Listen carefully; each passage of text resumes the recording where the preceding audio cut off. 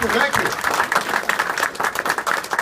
He really was just trying to make me cry. Now, it's not real hard to do, but listen, I think you all know Tom and I are great friends.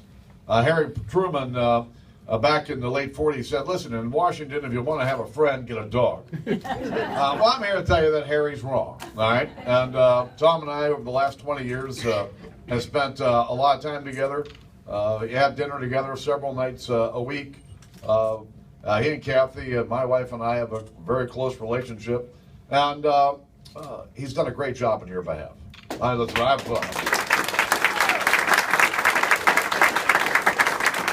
here's a guy who started out with a district in eastern Iowa, gets redrawn and ends up with a district in north central and you're in started in western Iowa. Then you ended up with a district that was northern Iowa and northeastern Iowa, and then they redraw the lines again, and you end up in western and southwestern Iowa. I don't know, the poor guy had to move and everything. But somebody who's well liked and well respected by his colleagues in Washington, and I really hate to see him go. But I'm here today to make sure that David Young is his replacement.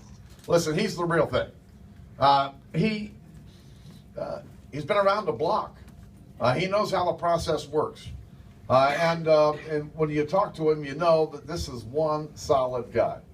And if you want to talk to me about what I need most in Washington, I need some solid people. Solid people will stand up and be counted when the time comes. When the tough votes are there. David will be one of those guys who will do it. But I'm here also to say thanks to all of you. Because as David pointed out, and as Tom pointed out, none of us get elected by ourselves. None of us. It takes a real team. It takes volunteers. It takes contributors. It takes all of this to win. And everything that you've done over the last several months, the last 6 months, is only a harbinger of what needs to happen here over the next 8 days. For me, this is day 25 of a 33-day trip. And I'm here because we can win. Listen, I got a lot of places I could be today. But I'm here because this is a race that we can win. This is a race that we're ahead in today, and a race that we've just got to keep working right until the finish. Now, I know a lot of you don't know much about me, but I'm from Cincinnati. I have 11 brothers and sisters, and my dad owned a bar. All right, I'm the last guy in the world who wanted to be in Congress, much less be the Speaker of the House. But like a lot of you, I grew up in this big family. We have one bathroom in this small house. I worked my way through school like a lot of you and found myself in a small business that I bought, grew it into a successful business. And I just thought government was getting too big, out of control, and nobody holding it accountable.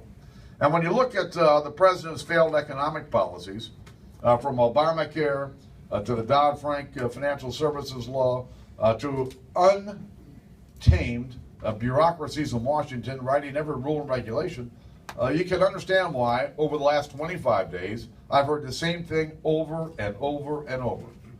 Where are the jobs? You know, the economy's not growing much. There aren't a lot of new jobs. And people who have jobs are not seeing their wages grow. And they're being squeezed by this economy. Because they're paying a lot more for food, and they're paying a lot more for their health care. Yet there's no increase in their salaries. Policies are not working. It's time for a new path. And the way we get on a new path is right here in this district with this election in 8 days. When it comes to the president's foreign policy, you know, he went to Europe and he went to the Middle East 5 years ago on what I'll call his apology tour. And the manifestation of that apology tour is what we're seeing around the world today. You look at the crisis going on over in the Ukraine. Do you think anybody here believes that Vladimir Putin would have marched into Ukraine, into Crimea, had George W. Bush been president of the United States? No. Even Putin's smart enough to know that Bush would have punched him in the nose in about 10 seconds. Listen, the world wants us to lead, and the world wants us to be strong. And when we're not leading and we're not strong, all the goofballs around the world think they've got an opportunity to go out there and poach. You know, it was over a year ago, I insisted that the president come up with a plan to deal with a growing terrorist threat in the Middle East.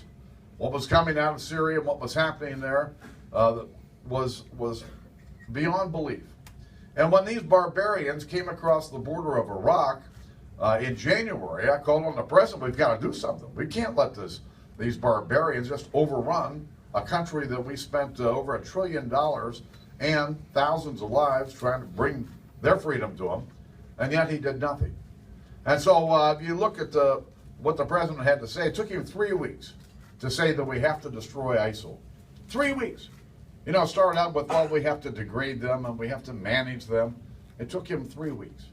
And then after he said that the goal here is to destroy ISIL, then he laid out a strategy, and everyone in the world looked up and started to laugh because no one believes that the strategy that he's outlined has any chance of success. And so he's lined up about 60 countries around the world, all signed up to be in the coalition to take on these terrorists. And yet, but look at what they've put up. Almost nothing. Why? Because they're waiting to see whether the president's really serious about destroying these barbarians.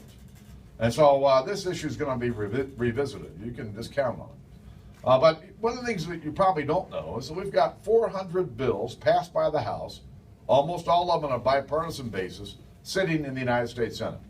Republicans have been listening to the American people, and we've been following their will. And they want us to focus on the economy. Now, over 40 of these bills would directly affect the economy, help create more jobs and better salaries here in America.